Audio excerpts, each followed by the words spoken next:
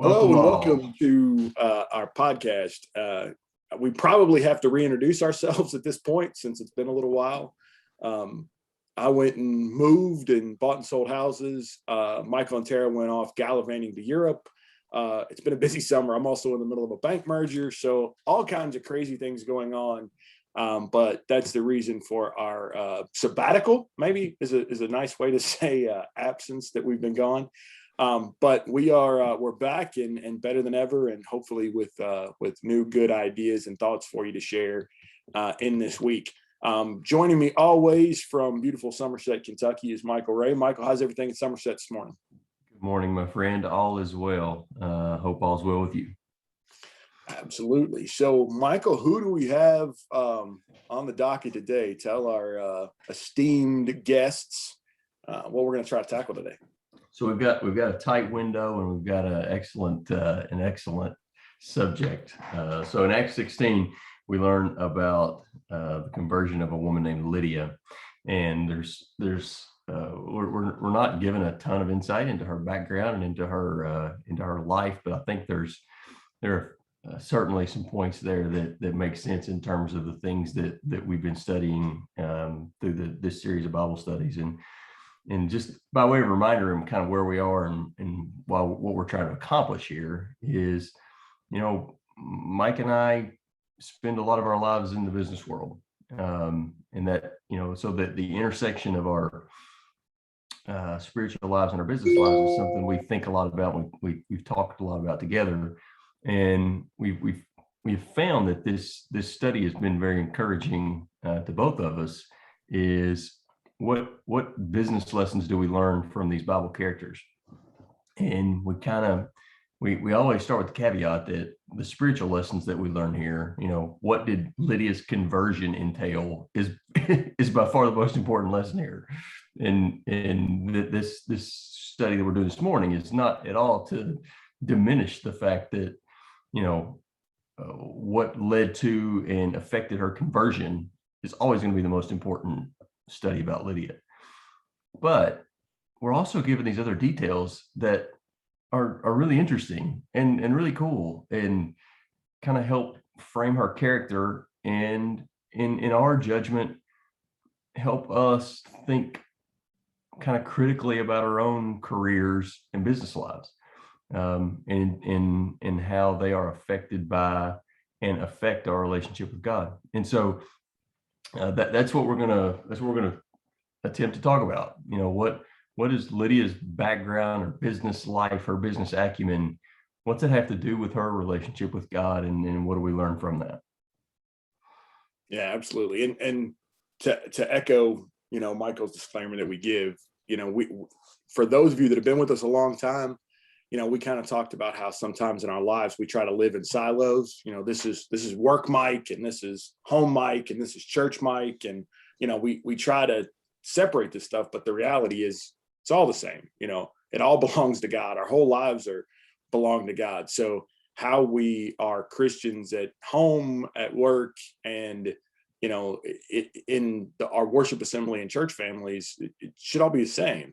But that's what we're looking for, is these lessons. Okay, let's figure out how these people got it right. So as Michael said, we're talking about Lydia this morning. And so if we find ourselves here in Acts chapter 16, let's just kind of talk a little context here. So, Paul and Silas, and they've picked up this young guy, Timothy, and they're on, a missionary journey. This is Paul going around as he's setting up many of these churches. And here, the famous story that most people go to Acts chapter 16 for is the Philippian jailer. And we're going to get to him here in a minute. And he actually, kind of that whole story plays a very interesting part in Lydia too, that a lot of times we forget about. But anyway, you've got that. But before, as they come into Philippi, they are looking for people that are praying. They're looking for, where are the religious people in town that we can go and have a conversation with about Jesus? Where are they at? So, as the scripture says, they went out by the river where they supposed there would be people there that were praying. that would be there that are worshiping God, that are seeking God. And so they wander out there and they find this group of women.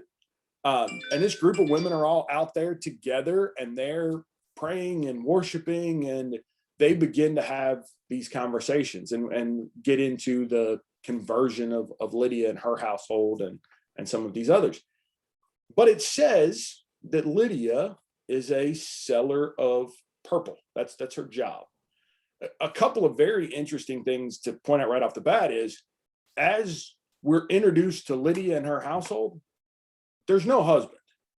So whether Lydia is a widow, whether, her husband's just somehow non-part of the story because he's off doing his own thing. But I've always found that interesting, that she's the central figure.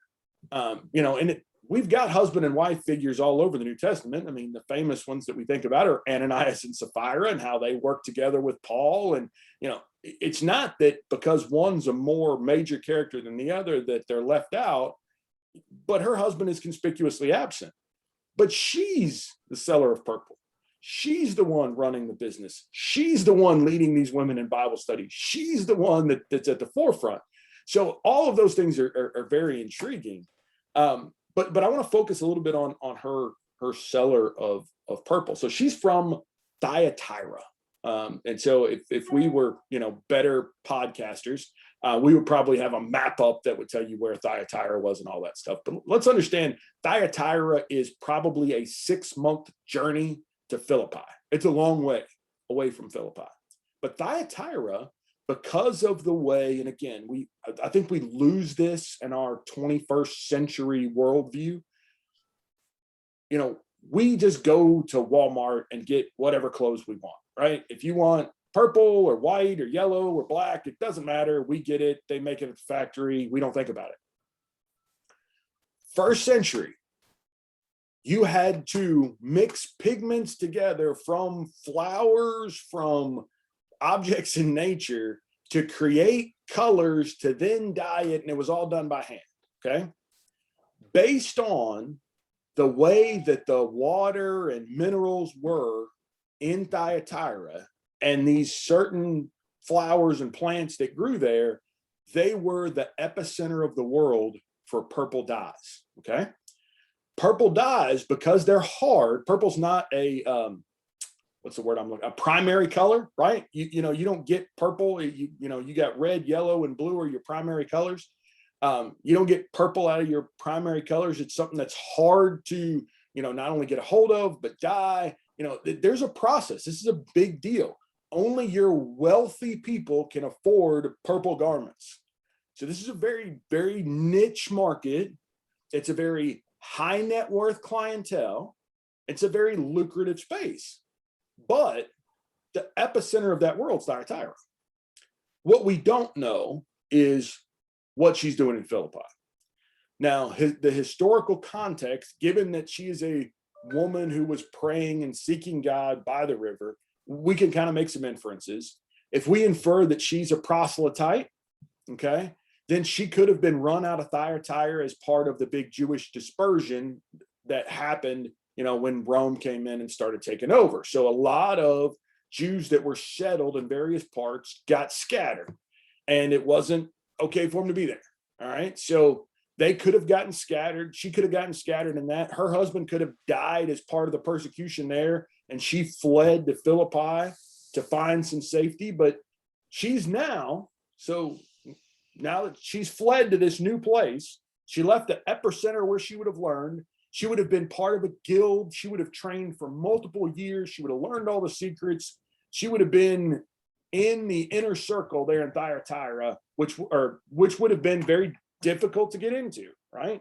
So we talk about Paul. Remember, Paul was schooled by Gamaliel, Pharisee of Pharisees, and all of those things. And that we kind of remember that was Paul's credentials. Her credentials of being a seller of purple from Thyatira puts her at the top of that list, right? She is PhD from the guild. She is the best of the best. Would have been hard to get into, hard to learn, and all of that. So let me ask a question or push back on just part of that for just a minute. If it is I wonder if perhaps there's some other reason she's in Philippi, and what might that reason be? If it was religious in nature, would it make more sense for her to move to an area that had some Jewish population? And it's pretty clear at this time that Philippi they didn't have a synagogue, or at least not one that Paul visited. And this riverside was the place of prayer. So, right. But remember what you need for a synagogue. What Jews? How do you establish a synagogue? Go for it. Right. You've got to have, I believe it's 10 or 12 Jewish males. Yes. Right. Females don't count. You could have 3 dozen women out here by the river praying, and they can't open a synagogue. No. Just the point that if she's going somewhere where she can be more comfortably Jewish, it would make sense to go somewhere that had a Jewish population, where that Philippi clearly didn't. Correct. Although if you look at the travel route, the way to Jerusalem is through Philippi from Thyatira, right? So it could have been that was the intention, is she's going to Jerusalem and got stuck in Philippi. This is one of those, and again, Michael and I are going back and forth about something nobody knows, right? We're just trying to speculate what's she doing, how'd she set up in Philippi, whether it was, the Jewish dispersion because she was a proselyte, whether her husband died and she went looking for family. Yes. She went to a port city. Obviously, my thought is, if she's religiously inclined with a lot of other women that are doing so, and it appears that she's in a leadership role there by the way that the text leads us. Yes.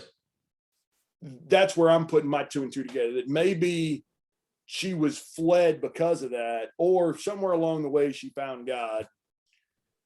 But, it makes more sense that, she's at least a proselyte, or at least Jewish friendly, based on the conversations that they have. Agreed. And as you know, because of her background and skill set, and from what I understand, this dyeing, industries spring up in certain cities for certain reasons. The certain industries happen because cities are along a river or along a coast or whatever. And Thyatira there's an indigenous plant there that lends itself to the creation of purple. That skill set perhaps didn't easily translate to Philippi, where that plant wasn't indigenous. So I think that's important to remember here as well. Is there's a reason that purple is more rare in Philippi than it is in Thyatira. It's harder, and there has to be a supply chain likely of some raw ingredients that come from somewhere else. So it speaks a little bit to her business acumen. Right. Well, so one of the interesting things I read too is it wasn't just the plant itself, but a lot of the minerals in the water where they dyed it. So, this is completely out of my. We're really good at textiles. That's really just dead center. Textile. Even the mineral tables and we're numbers guys. Give us a spreadsheet, we're perfectly happy. But my understanding is it's kind of like in Kentucky, the reason why we make bourbon here is the limestone and minerals in the water make better bourbon in Kentucky than you can make anywhere else in the world. Similar when you're dyeing, like whatever the mineral content of the water where they did this dyeing made that purple flower stick to garments and look better than it did if you did it anywhere else. So my thought is, again, we're speculating here. So folks, please, be kind with us, because this is not in the text. If you guys start looking for, well, Mike said this and that's not really there. So again, we're trying to put some things together. But maybe in her fleeing from Thyatira, she took some plants or some seeds, right? Because in my imagination, that this whole dyeing process and this whole being a seller of purple is probably as much horticulture as it is the dyeing, right? You've got to take care of these plants. You've got to grow these plants. You got to have access to these plants to be able to then have the end process. I think sometimes in manufacturing, we forget that your raw materials are important as your end product. Let me throw another option at you that I thought about as I read the text. The text specifically says she's a seller of purple. It didn't actually say she was a dyer of purple. And so could Lydia have just been in the import export business? And And the if industry. that and if that is the case, you know, we think about her little one person shop. She's out back dyeing purple. It could have been that Lydia was at the head of a little more significant enterprise than we perhaps might first realize. If she, the importing of purple cloth from somewhere that's a 6-month journey away, which I don't think is unreasonable given the text, Right. is a fairly significant business venture. It requires a lot of logistics and probably some personnel, some storage, some warehousing. So I'm almost inclined to believe that this enterprise that Lydia's in is a little more significant than maybe we're thinking about. She's out back, stewing together some kind of dye in a big kettle. I think perhaps she had a pretty significant distribution business of purple cloths and purple textiles that were from Thyatira, where she had a connection. Yeah.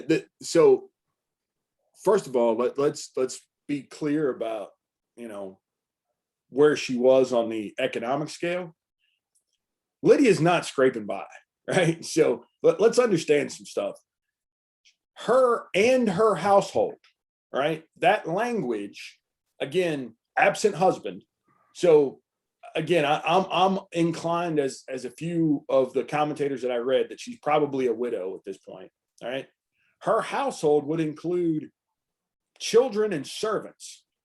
Because there's not a lot of children mentioned, many of the commentators think that her and her household are her and her staff, her and her company. She's got a big enough house. And, again, we're talking first century Philippi here, right? So not everybody had a house big enough to have a bunch of people over to, but she did. She had a massive spot. And it must have been very comfortable and very welcoming, because one of the things we find that's very interesting here is post-conversion, she really lays it on to Paul and Silas, all right? If you found worthy, you're coming to the house, right? If you found me worthy, you're coming to the house. They're like, it's okay, we're good. She's like, no, you're coming back to the house, all right? She wants to participate in their work of the gospel. And she doesn't know anything about it other than, let me get some food in you and give you a place to sleep. Like, I can do that. You're not staying at the Hojo. Just come on down to the house. We'll take care of you. Fast forward to the end of the chapter, the verses that a lot of us miss. After they were beaten and thrown into prison and up singing and praying all night long and convert the jailer and his family, do you know where they go? They go back to Lydia's. It's verse 40, by the way, if you're following along. If you're following along in text, they go back to her house. And so something happened there where they felt like they could find rest and relief and comfort. And it was Lydia's house. It wasn't the jailer's house. They didn't jump towns. They went back to Lydia's. That's significant. So I say all that to say that Lydia was wealthy enough to have a large home where hospitality wasn't an issue, right? And again, in first century, it's not like you're going to the grocery store every day, right? It's not like everybody had all this excess food. You could run down to Costco and you got a freezer full of beef.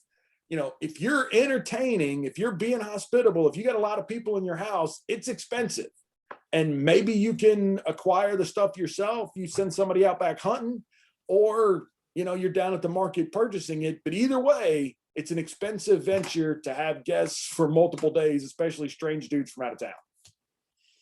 So that's kind of Lydia's background. Let's kind of back up before our time gets completely away from us and talk business principles here. What can we learn from her? So we've got, a woman, small business owner that's built this incredible business, wealthy enough that she is active and engaged in the support of the gospel. Here, I'm going to argue she's the one that shows up in Philippi when they sent support once and again to Paul and his work and his ministry, that she's a part of that. So she's very involved in the gospel, very active, wealthy, built a good business. So what do we learn from that? What can we take from that? So Michael, let me ask you that question first. What's your one, as you think about this, what's one business principle as we've gone through this story that you think, man, we need to write that down? Well, I think it, as you noted earlier, this involves some speculation, but whatever reason that she was removed from her home area of Thyatira and displaced to Philippi, the fact that she took the skills and contacts that and the things that she knew, the business that apparently she knew, and that she translated that to a new life somewhere else, I think is pretty, speaks well of her character. Like, this is in whatever happened, she had a life-changing event that displaced her to Philippi. Mm-hmm. And yet she had the fortitude in herself to take the things that she knew, and again, whether that's the skill of dying or whether that's the contacts and the business relationships that she had in Thyatira to develop a supply chain and import system. In either of those cases, she took what she knew and she put it together in a new place. Mm-hmm. And sometimes that for us in the business world, sometimes that's physical and sometimes it's just figurative, that we got to put ourselves together in a new place. Mm-hmm. And we got to take the knowledge, skills, and abilities that we have, and we get displaced either physically to a new city or just, life happens and we get displaced from a former job, or mergers and acquisitions. Correct. It never happens. So are we going to, how intent are we going to be to make sure that we're using the knowledge, skills, and abilities that we do have, and with God's direction, put those to work in a new place? I think that's my takeaway. So I'm a little different, but very closely related. Is Lydia had all the reasons in the world to lay down. She had all the reasons in the world to quit. I'm a woman. I can't do this without my husband. That this isn't going to work in Philippi. This only works in Thyatira. We're not going to be able to make it here. I've been through some hard times. Like, right, there's a lot of reasons why we can make a list for Lydia that she should have quit, right? She should have done something else, whatever. But she persevered through that. And I think sometimes what we do when we go through difficult situations, when we go through difficult trials, especially in business, is, we want to try to focus on all the things that went wrong instead of what was right. She looked at the fire sale of her life and said, look at these assets we got. These things are really valuable. Let's focus on the good that's here. And I think not only in business, but in life, that sometimes when things go bad, we only focus on what went wrong and forget about what was right and what we could take kind of the embers of that fire and rebuild to. So, that's my big takeaway, is that of all the reasons that she had to quit, she didn't. She persevered. She was very successful, and then, was able to get involved in a lot of other things and parlayed it into deeper investments. Yeah, and again, we're speculating a little bit, but not only got displaced, but got displaced without a husband in a time where women's small business ownership was not lauded in the same ways that it might be in 21st century United States. It's a fairly significant point that we should probably not overlook. Yeah, I'm not 100% sure how she owned the house that was there, because in much of that society, women did not have the right to own property. Yeah. So, but it says they went back to her house with her people. So whatever she had going on, she was in a spot where she was persevering beyond her circumstances. Yeah, just the fact that we're dealing with a businesswoman in first century Roman colony is pretty significant. And for the business women that are that may be some of our loyal listeners, I think that in itself is kind of a significant and kind of edifying idea. The other thing that probably goes without saying, but just to speak it into the air, is her relationship with Paul, and she had to know this, and in some ways put her business in some risk. Yes. It wasn't as if Paul was going to be doing advertisements for her purple business because of his popularity. And so she put some things at risk immediately when she heard the gospel. And so that'd be a takeaway for me also. Yeah. And remember, this is the guy that shows up. He leaves eating at her house, and within hours or days, he's at the jail. Right? I mean, can't keep himself out of prison. Bro, you've been in town a couple of days and you're at the jail. I mean, this really the guy we want hanging around the purple business? Literally living at your home. Right. And that's the other thing. And this is a terrible thing about reading scripture, is sometimes we read a verse and we move to the next verse and we think that there were hours or minutes between those verses, and there could be days or weeks. They left the jail and went and stayed with Lydia, and they could have been there 6 months. There's no telling how long they were there with her. So again, probably wasn't great for business. But here's the other thing. And again, I want to kind of similar, but on a different path. Not only did she put some business risk, she invested in Paul and Silas and the gospel heavily, right? Not only through the hospitality there, but again, I think when you read through, the book of Philippians, how generous they were in supporting Paul, that you sent support once and again, they were constantly involved. He said, even from the beginning. Well, when the church came together, who was it? It was Lydia and her household and the jailer, right? I mean, who we got? Some criminals. It's not like we had a huge wealthy base here, but yet they're constantly involved in the support. That has to be a big part of her. Yes. And has to be a big part of what she's doing. And the fact that immediately upon her salvation, she says, I want to help.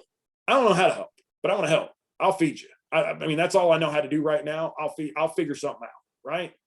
And I think that's also significant, that sometimes in business and in life, we look for our own return instead of what we can put in. But I find that incredible about her is that upon her conversion, I want to be a part of this. How do I help this? How do I invest? How do I give? How do I, instead of, some of us, right, would have been just our heads still swelling from the blessings we've just gotten of conversion, right? And taking all of that in and all the good that's just happened to us. But her immediate reaction is, I got to get back. And I think that speaks a lot about her, but also I think that's a great business lesson in life, is if everybody's got to win, right? If I do really well based on a relationship, a contract, a deal, I've got to reinvest back into that same deal, whether that's intellectual capital, whether that's financial capital, whether that's support, whatever that is, that I've got to be as invested in the deal as the other party is. And what about just a nod to the providence of God in the weaving of Lydia's life, that whatever displaced her and moved her to Philippi, that Paul needed a support mechanism in his preaching in Europe. And so God arranged things such that the first European convert that we have listed in history is this displaced woman business owner that is able to support him in his preaching further through Europe. Is just that is just a phenomenal piece of providence. Lydia perhaps didn't know why her life had led her to be without a husband and running a business in Philippi, and God knew. Like that's like cold chill time. Yeah. And think about, and again, there's a lot of the stuff we don't know, but how many, Sabbaths was she out there by the river praying? And what was she praying for? Right? I mean, think about all the time that she spent there. As she had to be on a place and in a position to hear the gospel. It says, as we read the text, God opened her heart to it, but you got to have some context there, right? And also said she was a worshiper. I mean, she's a worshiper. She's out there worshiping. Correct. So she knows it, and it wasn't the first time she was there, right? She was there and she was worshiping, and God heard her prayers and said, hold on, I got an old boy coming.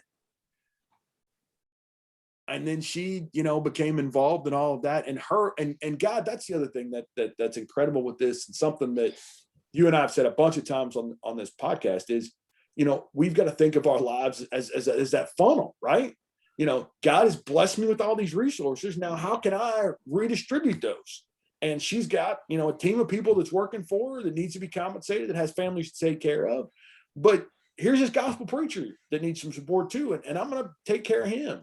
And, again, I think initially it's not necessarily financial. I think it becomes some financial stuff along the way, but there is absolutely no replacing the value that comes in hospitality. I can't think of how many preachers that we've had stay with us doing gospel meetings, revivals over the years, and how close we've gotten with those guys and shared in their work. If nothing else, just talking ideas, sharing life, sharing stories, and you're sharing food, right? So there's some financial cost in that, but it's not about that. It's about the sharing and blending of lives together. So how close they got over that time period, I think is also incredible. And that, again, that business lesson of, and this, I know it's different depending on what you're doing, right? And all of these things are different, but I'll tell you from my standpoint of being in sales and managing wealth for people, that my better relationships are when we're as invested in the relationship as we are in the business, right? So when we spend time together doing things that aren't business, but just building that connection and relationship to each other, it makes me a better advisor for them. It makes me better understand things because I know more. And I've got, friends and people that feel like family. I've got some customers that I've worked with for, 15, 20 years at this point that are like family. I mean, they would call me for anything. I'd call them for anything if it had zero to do with business. So I think that principle of investing in each other, in our lives and making those personal connections and it not being just business. I think if you're just doing business, you're missing out, because there's some deep, great relationships you can have out there if we'll invest ourselves into it, more so than the business. That's a good point.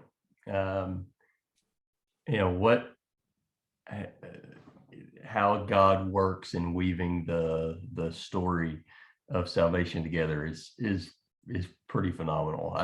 If I took you out of context of Acts 16 and said, hey, the first convert on the European continent is going to be this displaced Asian Jewish lady who happens to be a woman small business owner that's going to be a very important patron for the gospel over the next decade. Like, that is almost an unbelievable sequence of characteristics. And yet that is precisely how God wove the story together. And so we get this for all eternity. We get this account of this really incredible lady, this business owner who was incredibly open-hearted, hospitable, and generous. And we get to talk about her for the rest of eternity. I just think that's exceptionally cool. Absolutely. Absolutely. Well, we are at our hard stop. I've got a boy to get to school. Thank you all for tuning in again.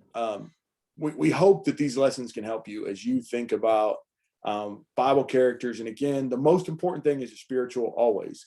But if there are some other lessons we can learn, that's what we're trying to do here. So we hope this helps you be a little bit better at work tomorrow as you think about all the successful points from Lydia.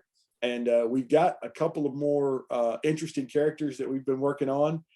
So stay tuned for some deep cuts like we've given you before that we think are some really cool lessons. So hopefully they will be in short order, and we're not going to take long sabbaticals anymore so that we don't lose both of our loyal listeners. Yeah, you ain't moving again, and I ain't going to Europe again. So we should be good. We're hunkering down. Thank you all so much, and we'll see you soon. Peace.